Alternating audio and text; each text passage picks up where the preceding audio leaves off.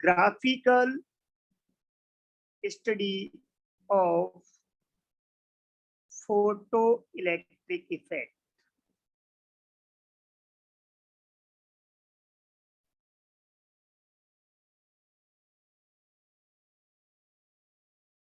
मैं यहाँ पर आइंस्टाइन के जो फोटोइलेक्ट्रिक इक्वेशन है उनको अलग अलग फॉर्म में लिखूंगा और उसके अकॉर्डिंग हम यहाँ पर कर्व ड्रॉ करेंगे।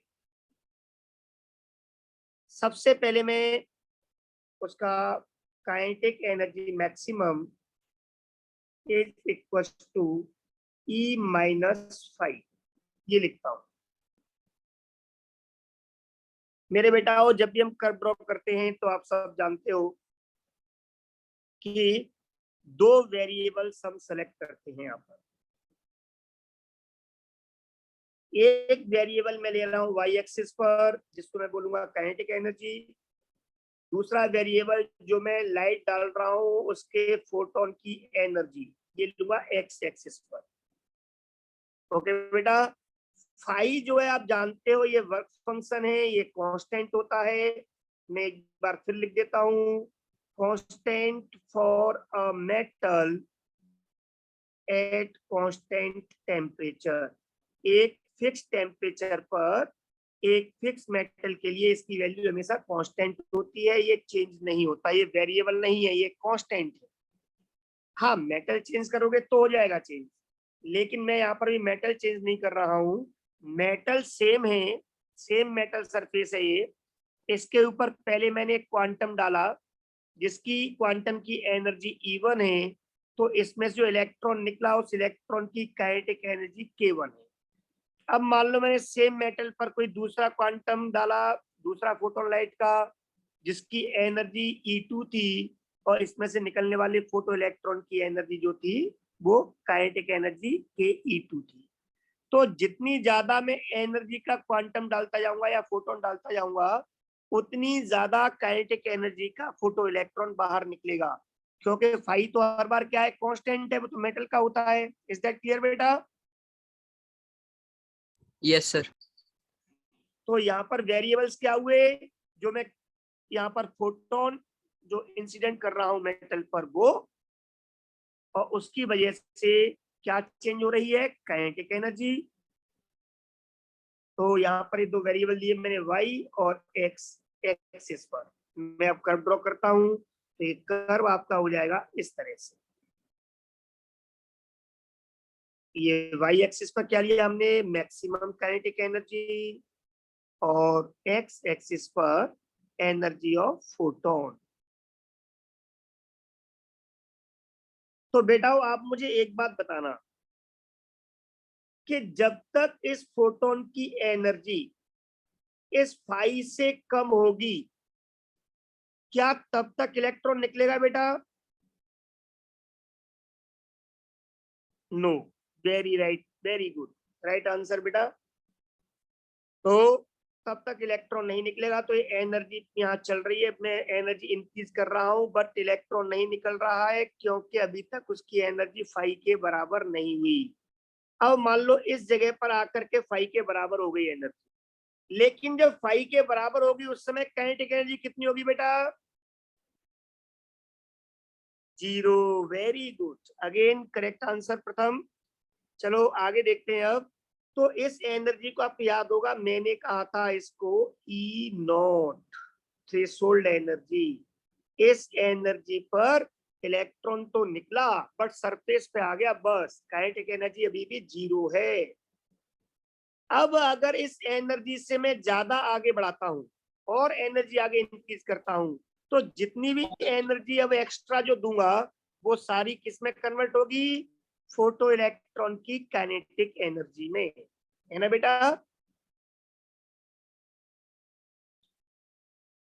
तो वो कैसे कब कन्वर्ट होगी, वो एक स्ट्रेट लाइन में कन्वर्ट होगी। क्यों होगी स्ट्रेट लाइन में? क्योंकि आपको साफ साफ यहाँ पर दिख रहा है y is equal to mx plus c। Equation से अगर हम कंपेयर करें, इससे कंपेयर करें बेटा, y is equal to mx plus c से, तो m स्लोप है वो पॉजिटिव है, और m स्लोप पॉजिटिव का मतलब आपने फिजिक्स में कब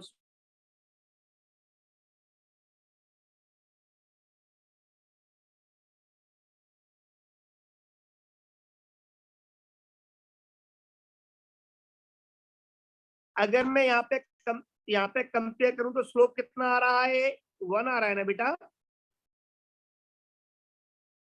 x तो हो गया e, तो स्लोप m कितना होगा 1,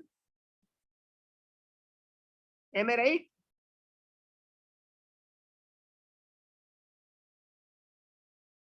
वेरी गुड बेटा, हम जानते हैं कि जो स्लोप होता है उसको हम टेन थीटा भी बोलते हैं।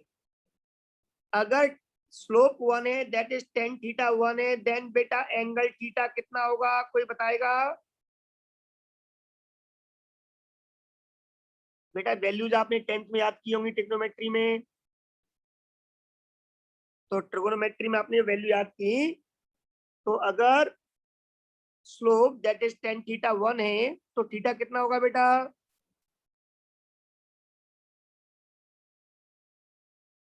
वेरी गुड, पर एक ही बच्चा जवाब दे रहा है बार बार यार, आप लोग और भी ट्राई करो। वेरी गुड बेटा, तो अगर ये 1 है तो उस केस में angle theta will be 45 degree. तो यहाँ पर ये 45 डिग्री पर एक हमें कर्व मिलेगा पॉजिटिव स्लोप के साथ। और अगर मुझे इसका इंटरसेप्ट पता करना है कितना होगा, तो इंटरसेप्ट पता करने के लिए मुझे इस वाई एक्सिस को नेगेटिव की तरफ और बढ़ाना होगा, एक्सटेंड करना होगा, और ये जो कर्व है इसको मुझे एक्स्ट्रापोलेट करना होगा, दैट इज हाइपोथेटिकली आगे बढ़ाना होगा। आगे बढ़ाने पर ये जहां वाई एक्सिस पे इंटरसेक्ट करता है, हम लोग जानते हैं कि वाई एक्सिस पर जो इंटरसेक्शन होता है उसको हम सी बोलते हैं। तो यहाँ पर जो हमें सी मिलेगा वो हमें नेगेटिव में मिलेगा, और कितना मिलेगा? -5 के बराबर, वर्क फंक्शन के बराबर। इज दैट क्लियर बेटा? Yes sir. Very good. अब मैं इसी कर्व को और आगे चेंज कर रहा हूं, अब ध्यान देना आप लोग। अब मैं इस कर्व को चेंज कर रहा हूं, सेम डिटो कर्व है, बस थोड़ा चेंजेस ला रहा हूं मैं। अगला इक्वेशन में लिख रहा हूं कि मैं kinetic energy maximum is equal to, जो लाइट मैंने यहाँ पर डाली हुई है मैं राउंड करके बता रहा हूँ, आप ध्यान देना, रेड पेन से मार्क कर रहा हूं मैं। ये जो एनर्जी है ये किसकी एनर्जी थी बेटा? फोटोन की। और फोटोन की एनर्जी क्या होती है? H new. तो मैं यहाँ पर इसको लिख रहा हूं एच न्यू, और फाई को मैं एज इट इज फाई लिखा रहने दे रहा हूं, इसको चेंज नहीं कर रहा हूं। ठीक है बेटा, अगर अब आप दो वेरिएबल्स देखते हो तो अब आप वेरिएबल्स ले सकते हो, y is equal to M X plus C से कंपेयर करें। अगर मैं x एक्सिस पर फ्रीक्वेंसी लूं, क्या ले लूं x एक्सिस पर? फ्रीक्वेंसी।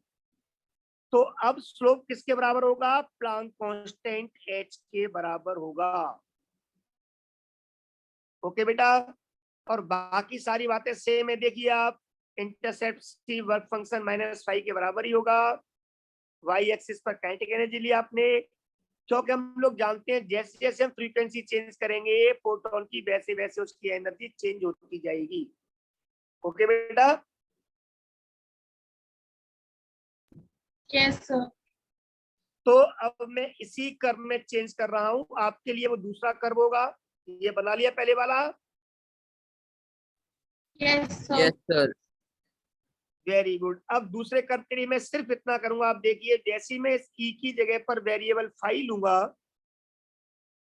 सॉरी ये न्यू लूंगा फ्रीक्वेंसी, वैसे ही यहाँ पर अब जो स्लोप होगा वो स्लोप 1 के बजाय वो स्लोप चेंज हो जाएगा किसमें? Now slope that is m is equal to h, Planck constant के बराबर होगा। पहले स्लोप 1 था, तो अब ये कर्व किसके लिए हो गया? अब ये कर्व इस इक्वेशन के अकॉर्डिंग हो गया। ओके बेटा? Yes sir. अब मैं एक और तीसरा इक्वेशन ले रहा हूं। तो ये सब प्रैक्टिस की बातें आप लोग करें, हर छोटी छोटी बात के अकॉर्डिंग आप बना सकते हो। Is equal to H nu minus, अब मैं क्या कर रहा हूं बेटा, अब मैं यहां पर ये अब मैं क्या शो कर रहा हूं बेटा, फाई को एच न्यू नॉट। अब मैं फाई की वैल्यू चेंज कर रहा हूं, तो इसे लिखूंगा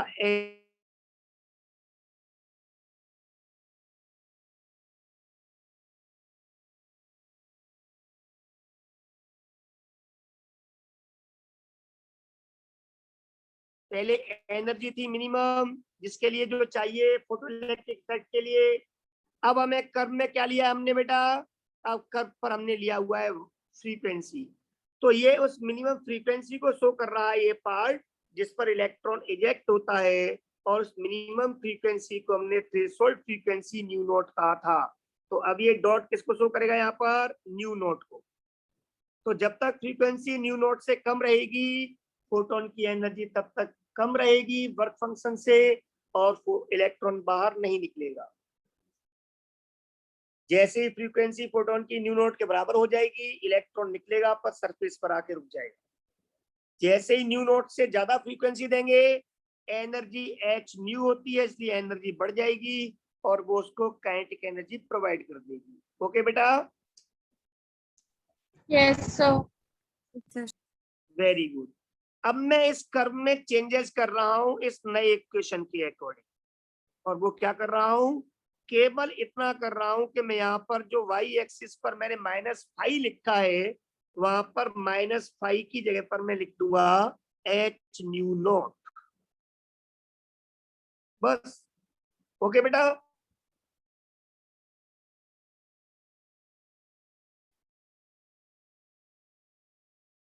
अब एक कर्व किसके लिए हो गया, इसके लिए एनी प्रॉब्लम?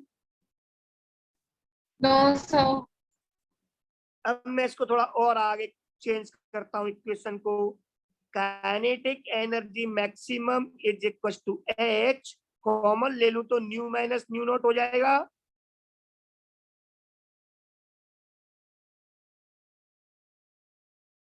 बोलो बेटा। Yes, sir. तो अब मैं यहाँ पर इसको कंपेयर करूं straight line equation y is equal to M X plus C से, तो मेरे बेटा जी बताओगे c कितना है अब?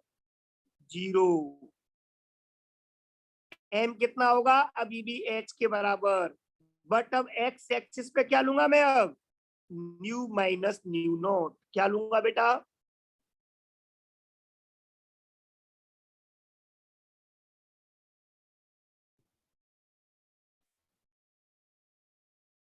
बेटा मेरी आवाज आ रही है क्लियर? Yes, sir. गुड। तो यहाँ पर बताइए न्यू माइनस न्यू नॉट में लूंगा अब एक्स एक्सिस पर। तो न्यू माइनस न्यू नॉट को आप यहाँ से समझो, ये यहाँ से यहाँ तक क्या है न्यू, यहाँ से यहाँ तक क्या है न्यू नॉट।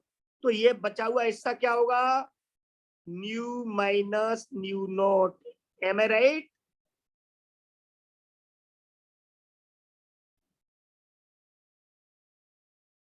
बोलो बेटा हो। Yes, sir. तो इसका मतलब ये हुआ कि मैंने अब वाई एक्सिस को कहां से स्टार्ट किया है? अब आप लोग समझदार हो, समझ सकते हो। मैंने इसे स्टार्ट किया है यहां से, जब न्यू माइनस न्यू नॉट का डिफरेंस 0 है। अब ये क्या ओरिजिन हो गया, इस वाई एक्सिस पे kinetic energy maximum, x axis पर ले लिया मैंने न्यू माइनस न्यू नॉट। तो जिस समय न्यू माइनस न्यू नॉट 0 होगा, काइनेटिक एनर्जी 0 होगी, और अब मुझे एक स्ट्रेट लाइन मिलेगी पासिंग थ्रू ओरिजिन, क्योंकि इंटरसेप्ट है 0। जब इंटरसेप्ट 0 होता है वाई एक्सिस पर, तो straight line passing through origin. तो इस तरह से मैं यहाँ पर बाकी जो चीजें उनको इरेज कर देता हूँ, हमारे सामने एक नया कर्व बन गया इस तरह से। ओके बेटा जी। Yes, sir. तो हमने क्या किया कर्व में, समझ में आ गया आपके? अब इसका ओरिजिन क्या शो कर रहा है? New not. और इस पार्ट को आप यहाँ से इरेज कर सकते हो। मैंने वाई एक्सिस को खिसका दिया और इस तरह से मेरे सामने एक नया कर्व बन गया और मैं इसे अब अच्छे से बना देता हूं।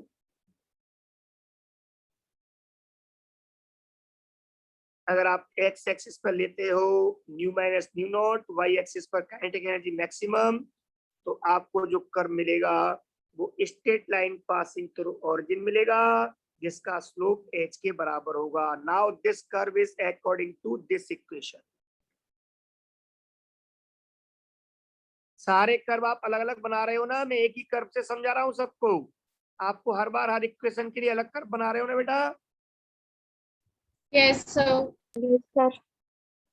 वेरी गुड, ये बनाते रहना, क्योंकि ऐसा है ना कि मैं उस एक में इसलिए बना रहा हूँ जिससे आपको समझ में आता रहे कि चेंजेस कहाँ हो रहे हैं, किस तरह इंटरसेप्ट चेंज हो रहा है, किस तरह स्लोप चेंज हो रहा है, इसलिए। तो ये तीनों कर्व क्लियर हो गए?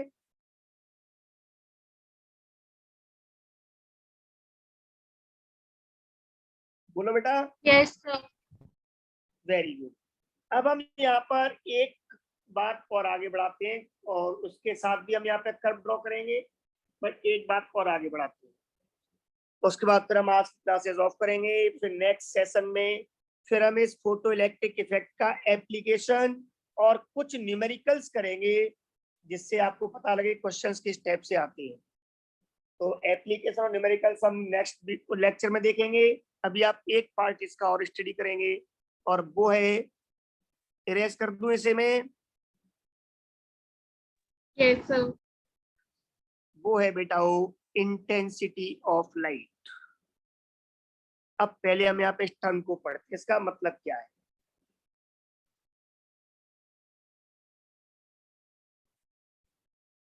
इसका एक्चुअल मीनिंग है, पहले वो समझ लो। इंटेंसिटी ऑफ लाइट, आई का रियल में मतलब होता है energy incident on a per unit area in a unit time. मतलब पर सेकंड में पर मीटर स्क्वायर पर कितनी एनर्जी, रेडिएशन एनर्जी गिरी, उसको हम बोलते हैं इंटेंसिटी। ओके बेटा? Yes, sir. अब इसको हम अपने, ये तो मैथम आपका फिजिक्स के अकॉर्डिंग होगी कहानी, अब इसको हम केमिस्ट्री के अकॉर्डिंग इसको थोड़ा सा रीस्ट्रक्चर करते हैं, इसका मतलब समझते हैं।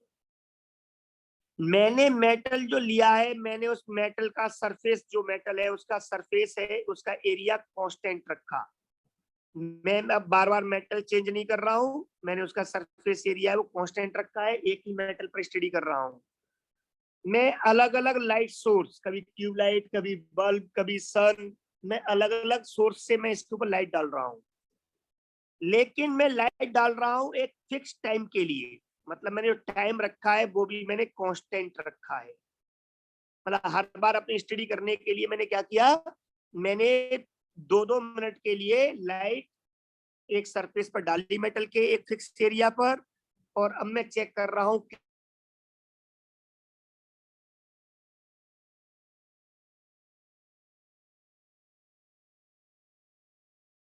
ले लूंगा बेटा, तो मैं इसे ऐसे बोल सकता हूँ, अगर ये दोनों कांस्टेंट हैं then intensity is proportional to energy.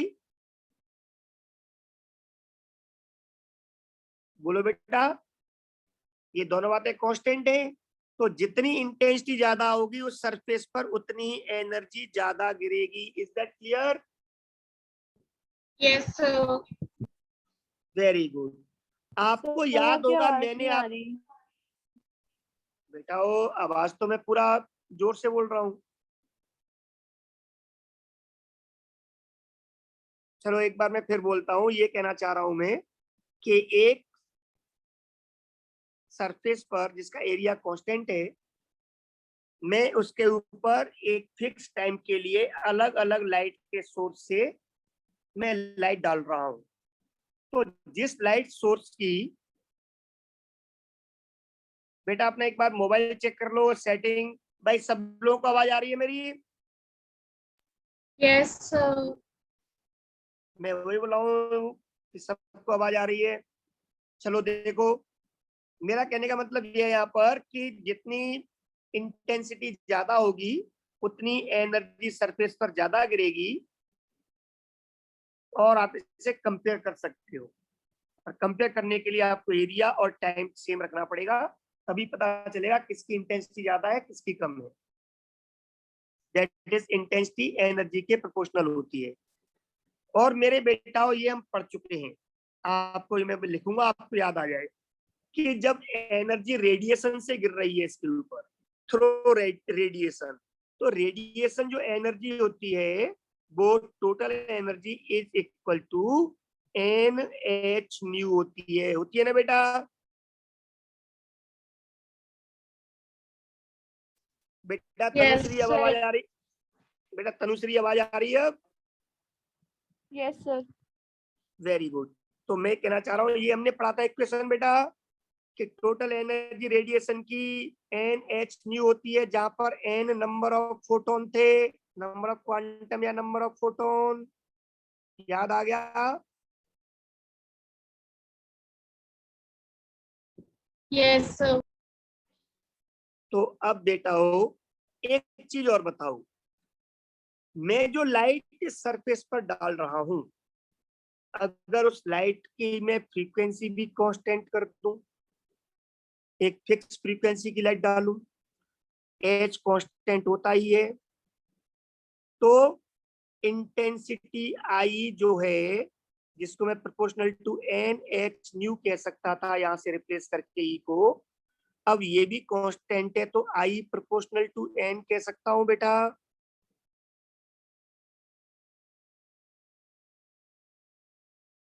बोलो बेटा, कह सकता हूं? Yes, sir. Yes sir. तो यहाँ पर केमिस्ट्री में बस आपको यही चीज यूज करनी है कि जब भी मैं आपसे कहता हूं कि इंटेंसिटी इंक्रीज हो रही है, तो आप इसका मतलब निकालोगे कि per unit area per unit time में नंबर ऑफ फोटॉन्स ज्यादा गिर रहे हैं सरफेस पर। ओके बेटा जी? Yes, sir. Very good. 100% true definition जो है वो ये है, एनर्जी को बोलते हैं intensity per unit area per unit time. But मैं यहाँ पर बराबर तो नहीं कह रहा, बट मैं ये कह सकता हूँ कि अगर number of photons per unit area पर टाइम पर ज्यादा गिर रहेंगे तो उस लाइट की इंटेंसिटी ज्यादा होगी, दैट इज ज्यादा एनर्जी फॉल होगी। ठीक है बेटा? Yes, sir. Very good. और दूसरी इंपॉर्टेंट बात आपको यहाँ पे जो पढ़नी है वो पढ़नी है कि फोटो इलेक्ट्रिक इफेक्ट जो हम पढ़ रहे हैं, फोटो इलेक्ट्रिक इफेक्ट, इसमें 1-to-1 इंटरेक्शन होता है। 1-to-1 इंटरेक्शन का मतलब ये है बेटा कि 1 फोटोन 1 क्वांटम, मतलब या तो सॉरी 1 फोटोन 1 इलेक्ट्रॉन, या तो एक फोटोन से एक इलेक्ट्रॉन रिएक्ट होकर बाहर आएगा या एक भी नहीं होगा। ऐसा नहीं हो सकता चाहे जितनी ज्यादा एनर्जी हो फोटोन की, अगर वो हिट करके इलेक्ट्रॉन निकालेगा तो एक ही निकालेगा, एक से ज्यादा इलेक्ट्रॉन नहीं निकालेगा, एक से एक ही टकराएगा, तभी तो पार्टिकल करेक्टर प्रूव होता है। ओके बेटा? Yes, sir. मतलब आप ये मत सोचना, जैसे मैं आपको एक एग्जांपल लेके बताऊं कि अगर मान लो वर्क फंक्शन है वो है 2 जूल, है ना, मान लो लेट, और इस पे जो क्वांटम गिरा या फोटोन, उसकी एनर्जी थी 10 जूल, तो इसका मतलब ये नहीं है कि इसमें से 5 इलेक्ट्रॉन्स निकल जाएंगे, है ना बेटा? ये गलत हो जाएगा। Is that clear?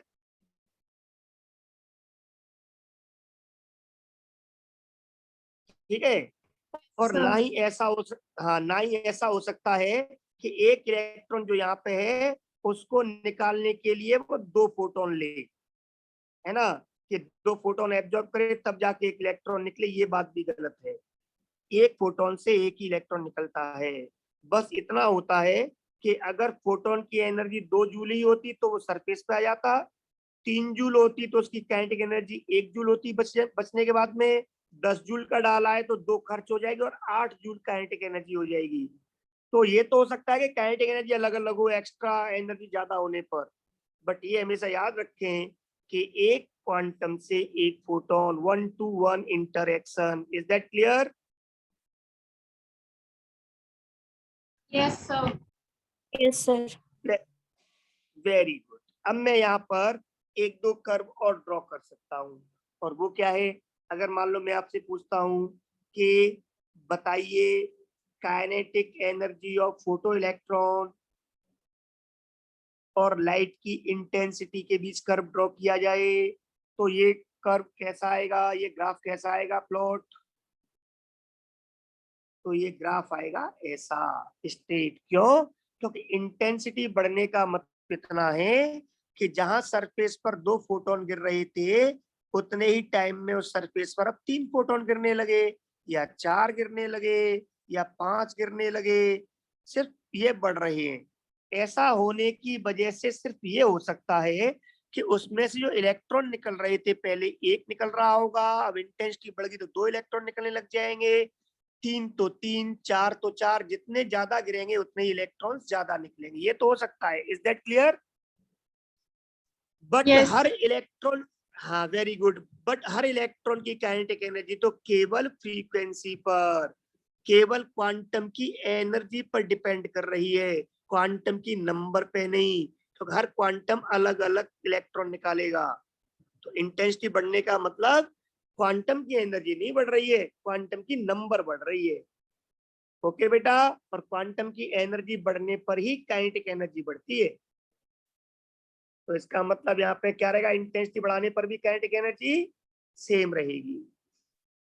हाँ, लेकिन अगर आप एक कर्व ड्रॉ करना चाहो नंबर ऑफ फोटो इलेक्ट्रॉन्स में, कि फोटो इलेक्ट्रॉन कितने निकलेंगे, नंबर ऑफ फोटो इलेक्ट्रॉन्स, तो कंफर्म है कि तो इंटेंसिटी के ये ऑलमोस्ट आप कह सकते हो कि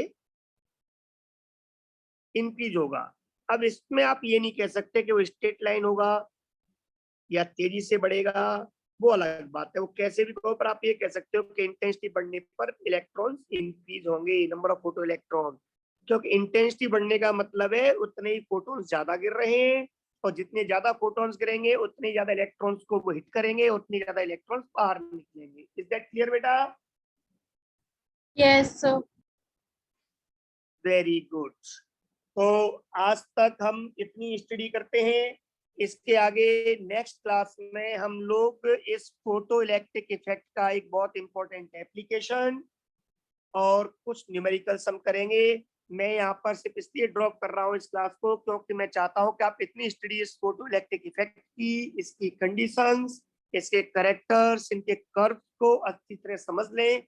बाकी बातें इस फोटो इलेक्ट्रिक इफेक्ट के ऊपर हम नेक्स्ट लेक्चर में करते हैं। ओके बेटा? Yes, sir. ओके बेटा, बाय बाय, टेक केयर।